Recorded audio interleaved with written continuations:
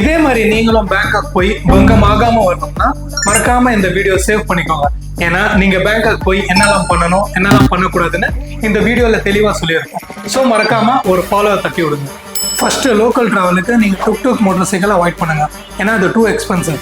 அது மட்டும் இல்லாமல் நீங்கள் ரைட் ஸ்டார்ட் பண்ணுறதுக்கு முன்னாடி ஒரு ரேட்டு, அதுக்கப்புறமா எக்ஸ்ட்ரா சார்ஜ் பண்ணுவாங்க.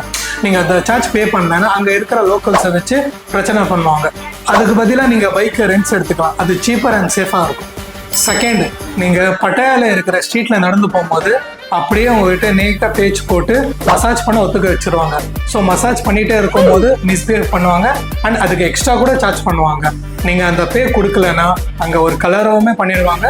மாட்டிக்காதீங்க. தேர்ட், தாய்லாண்டில் ஃபுல்லாக க்ரௌட் பிளேசஸில் அங்கங்கே போலீஸ் இருப்பாங்க. அவங்க எல்லாம் ரியல் போலீஸ்ன்னு கேட்டிங்கன்னா இல்லை. அவங்கெல்லாம் போலீஸ் ட்ரெஸ்ஸை ரெண்ட்டுக்கு போட்டு வந்து நம்மளே ஸ்கேம் பண்ணுவாங்க.